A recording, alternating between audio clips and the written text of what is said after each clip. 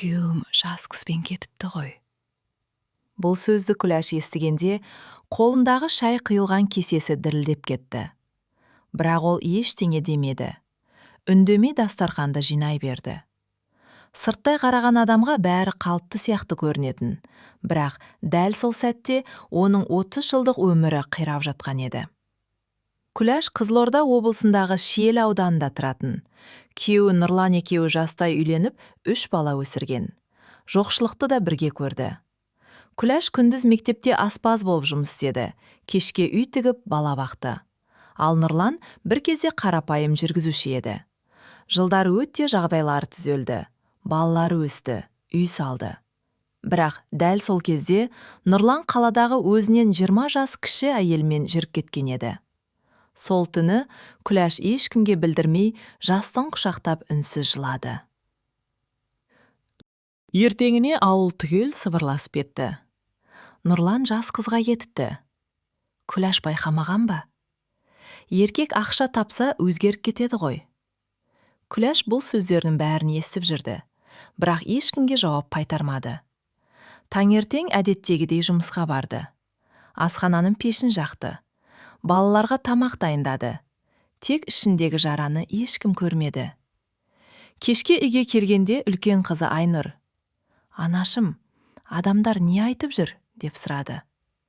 Күләш қызына ұзақ қарады. «Әкең басқа өмірді таңдады, қызым», деді жай ғана. Айнұр жылап жіберді. «Сіз неге үндемейсіз? Неге ұрыспайсыз?» Күләш терең күрсінді. «Кейде ең ауыр айқай үнсіздік болады, қызым». Сол түні ол айнаға ұзақ қарап тұрды. Бетіндегі әжімдерді, шаршаған көздерін көрді. Бір кезде өзін әйел емес, тек отбасы үшін жүгірген адамға айналдырып алғанын түсінді. Нұрлан үйден бір жола кеткеннен кейін Күләштің өмірі босап қалғандай болды. Бұрын күйеуінің киімін дайындайтын, шайын құятын, жолын күтетін. Енді үй іші тым тыныш еді. Бірақ сол тыныштықтың ішінде ол бір нәрсені байқады. Өзі туралы мүлде ұмытып кеткен екен. Бір күні көршісі Сәлима келіп: «Күләш, сен де адамсың ғой, өзіңді қолға ал», деді. Күләш күліп қойды. «Осы жасымда ма? 50 жас өмірдің соңы емес». Сол сөз жүрегіне қадалып қалды. Келесі аптада Күләш шашын өзгертті. Өзіне жаңа көйлек алды. Ұзақ уақыттан кейін алғаш рет айнаға әйел ретінде қарады. Жұмыстағы әріптестері де таңғалды. «Күләш апай, құлпырып кетіпсіз ғой». Ол ұялғандай жымиып қойды. Бірақ ішіндегі жара әлі жазылмаған еді. Түнде жалғыз қалғанда Нұрланның сатқындығы жүрегін әлі де ауыртатын. Күләш бұрын тек отбасы үшін өмір сүріп келгенін енді анық сезінді. Таңнан кешке дейін үй, жұмыс, бала, күйеу деп жүріп, өз армандарын ұмытқан екен. Бір күні жұмыстан кейін ол базарда аралап жүріп, домбыра сатып отырған қарияны көрді. Жастау кезінде домбыра тартуды жақсы көретін, бірақ тұрмысқа шыққан соң қолына ұстамаған.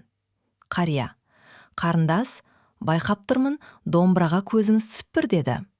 Күләш күліп: «Жастық шақ есіме түсті. Адамның жаны қартаймайды». Сол күні ол кішкентай домбыра сатып алды. Кешке үйде үнсіз отырып күй шертіп көрді. Саусақтары ұмытқанымен жүрегі ұмытпапты. Сол сәтте көзіне жас келді. Өйткені көп жылдан кейін алғаш рет ол өзін тірі адамдай сезінді. Әйел ретінде де, адам ретінде де ішінде әлі жылу қалғанын байқады. Ауыл адамдары Күләштің өзгергенін байқап жүрді. Бұрын үнемі шаршап жүретін әйел енді тік жүретін болды. Жүзіне аздап бояу жағып, өзіне қарауды бастады. Бірақ кейбіреулер тағы да сөз шығарды. «Күйеуі кеткесін, жас қыз боп кеткен бе? Осы жасында кімге керек өзі?» Күләш бұрынғыдай бұл сөздерге жыламайтын болды. Себебі ол бір шындықты түсінді. Адамдар бәрібір сөйлейді. Бір күні Нұрлан ауылға келді. Жанында жас әйел бар еді. Күләш олары дүкеннің жанында кездестірді. Жас әйел Күләшке жоғардан төмен қарады. Ал Нұрлан көзін тайдырып әкетті. Күләш үндемеді, тек ішінен: «Мен сен үшін емес, өзім үшін өмір сүре бастадым», деді.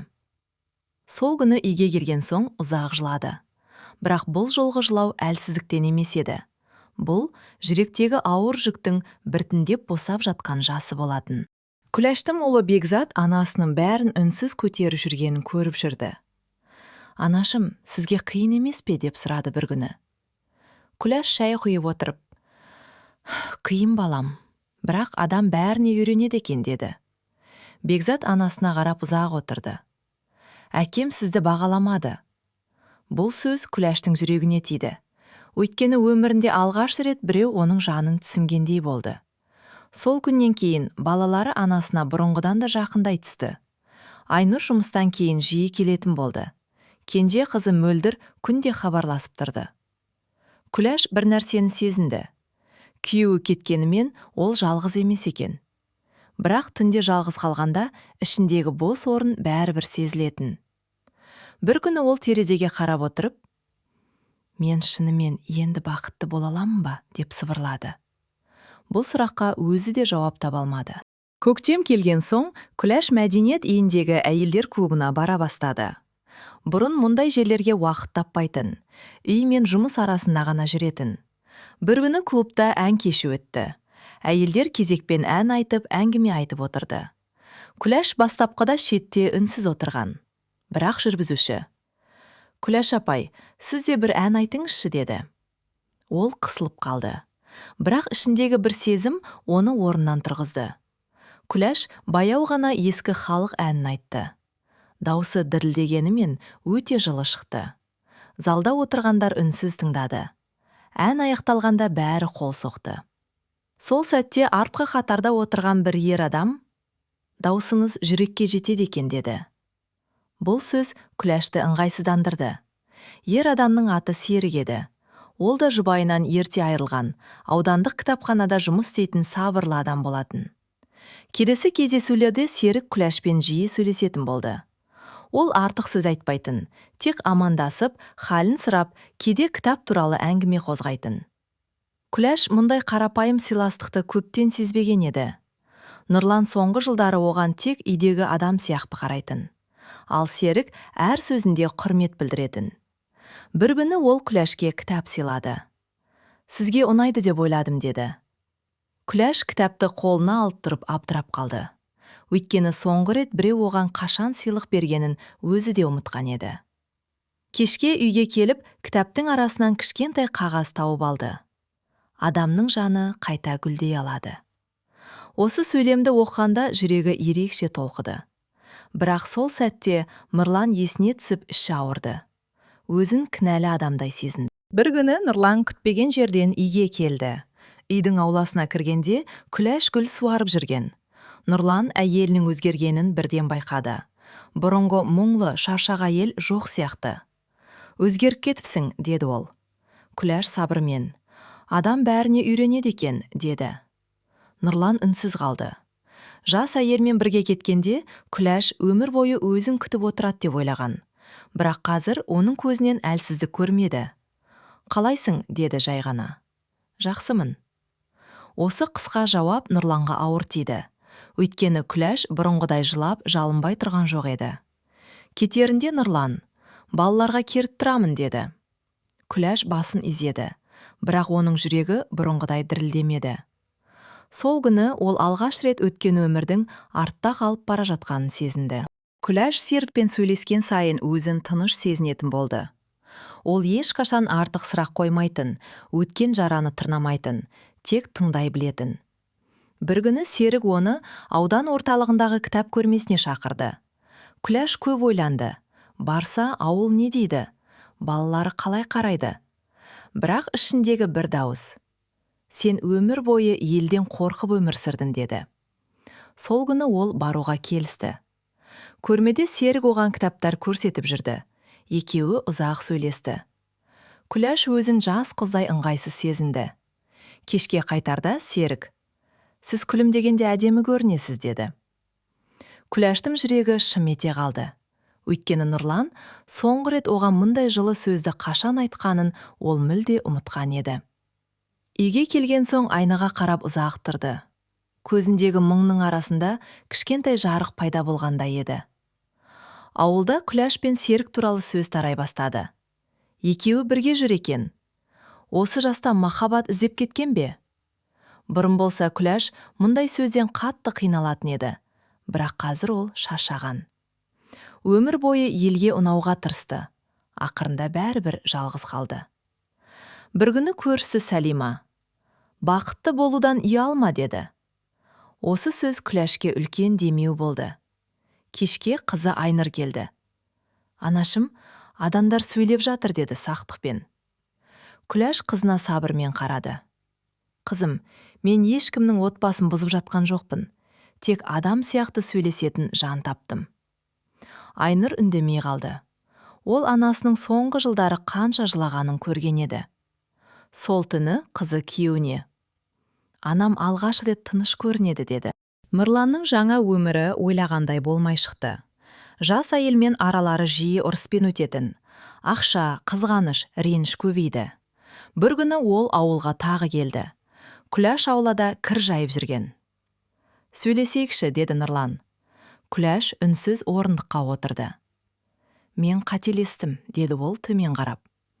Бұл сөзді Күләш бұрын күтетін, бірақ қазір жүрегі тыныш еді. «Өткенді қайтара алмаймыз, Нұрлан» деді жай ғана. «Сен өзгеріп кетіпсің». «Жоқ, мен өзімді қайта таптым». Нұрлан ұзақ үнсіз отырды. Ол бір кезде күнде қасында жүрген әйелдің қадірін кеш түсінген еді. Кетерінде: «Мені кешіресің бе?» деді. Күләш көкке қарап біраз тұрды. «Кешірдім, бірақ ұмытпадым» деді ақырын. Осы сөзден кейін оның жүрегіндегі ауырлық тағы да азайғандай болды. Күз келгенде Серік Күләшті театрға шақырды. Күләш өмірінде театрға бір-ақ рет барған. Ол кезде жас келін еді. Қазір сахнадағы қойылымнан гөрі өзінің өмірі көз алдына келе берді. Жас күндері, балалар, түнгі шашау, Нұрланның суып кеткен жанары. Қойылым аяқталған соң Күләш көз жасын сүртіп отырды. Серік үндемей ғана оған орамал ұсынды. «Сіз өте мықты әйелсіз» деді. Күләш басын шайқады. «Жоқ, мен жай ғана шыдадым». Кейде шыдау ең үлкен мықтылық. Бұл сөз жүрегіне жылы тиді. Сол кеште Күләш алғаш рет Серіктің жанында өзін қорғансыз емес, керісінше қадірлі адамдай сезінді. Үйге қайтар жолда ол баяу күлімсіреп отырды. Өйткені көп жылдан кейін оның жүрегі қайта тіріліп келе жатқан еді. 14 бөлім. Балаларда біртіндеп анасының өзгергенін байқай бастады. Бұрын үнемі мұңайып жүретін Күләш енді ән айтатын болды. Таңертең көңілді оянатын. Үйдің іші де жарық сияқты көрінетін. Бір күні кенже қызы Мөлдір: «Анашым, сіз ғашық болып қалған жоқсыз ба?» деп күліп сұрады. Күләш ұялып қалды. «Осы жаста не айтып тұрсың?» Мөлдір анасының қолын ұстап: «Жасыңыз маңызды емес, сіздің бақытты болғаныңыз маңызды» деді. Күләштің көзіне жас келді. Өйткені балалары оның жүрегін түсіне бастаған еді. Кешке ол терезенің алдында ұзақ отырды.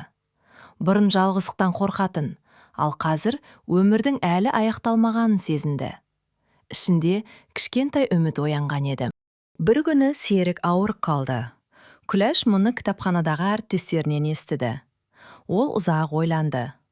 Барса ма, бармаса ма? Ақыры сорпа пісіріп үйіне барды. Серік есікті ашқанда таңғалып қалды. «Келмей-ақ қоярсыз» деп ойлап едім. Күләш күлімсіреп: «Ауру адамға қарасу керек қой» деді. Сол күні олар ұзақ әңгімелесті. Серік те жалғыздықтың не екенін жақсы білетін болып шықты. «Адам кейде қасында біреу шай құйып отырғанын ғана аңсайды екен» деді ол. Бұл сөз Күләштің жүрегіне қатты тиді. Өйткені ол да дәл сол сезімді көп жылдан бері ішінде көтеріп жүрген еді. Кешке қайтарда Серік: «Үйге жылу кіріп кеткендей болды» деді. Күләш үнсіз жымиып қойды. Қыс түскенде Серік Күләшке жиі көмектесетін болды. Кейде отын әкеліп береді, кейде ауыр зат көтереді. Бірақ ол ешқашан өзін күштеп жақындатқан жоқ. Күләш дәл осы қасиетін бағалады. Бір күні ауылда жарық сөніп қалды. Күләш жалғыз үйде отырған. Терезені боран ұрып тұрды. Сол кезде есік қағылды. Серік екен. Жалғыз қорқып отырма деп келдім, деді. Екеуі шам жағып отырып ұзақ сөйлесті. Өткен өмірлерін, балалық шақтарын, армандарын айтты. Күләш сол түні алғаш рет өзін жалғыз сезінбеді. Боран сыртта ұлып тұрса да, үй іші жылы еді. Серік кетерінде, адамның жүрегі де үй сияқты екен, іші суып кетсе, жылу керек болады, деді. Бұл сөз Күләштің есінде ұзақ сақталды. Көктемде Нұрланның жағдайы нашарлай бастады. Жас әйелі оны тастап кеткені туралы ауылға сөз тарады. Бір күні ол Күләшке хабарласты. «Ауруханада жатырмын», деді әлсіз дауыспен. Күләш жүрегі шым ете қалса да сабыр сақтады. Ол ауруханаға барды. Нұрлан қатты өзгеріп кетіпті. Көзі мұңды, жүзі шаршаған. «Мен сені қатты ренжіттім», деді. Күләш үнсіз тыңдап отырды. Бір кезде ол Нұрланды қатты жақсы көрген. Сол себепті сатқындығы жанына қатты бапқан еді. «Мен сені жек көрмеймін», деді жай ғана. Нұрлан көз жасын тыя алмады. «Сен өте жақсы әйел болдың. Мен соны кеш түсіндім». Күләш палата терезесіне қарап тұрды. Өткен өмірдің ауырлығы баяу артта қалып бара жатқанда еді. Ауруханда шыққаннан кейін Нұрлан балалармен жақындасуға тырысты. Бірақ олар әкесіне бұрынғыдай сене алмады. Күләш ешқашан балаларын әкесіне қарсы қоймады. Ол бәрібір сендердің әкелерін дейтін. Серік мұны естігенде таң қалды. Сізде реніш жоқ па? Күләш біраз үнсіз қалды. Реніш болды. Өте көп болды. Бірақ сол ренішпен өмір сүрсем, өзім күйіп кетер едім. Серік оның жүзіне ұзақ қарады. Сіз өте үлкен жүректі адамсыз.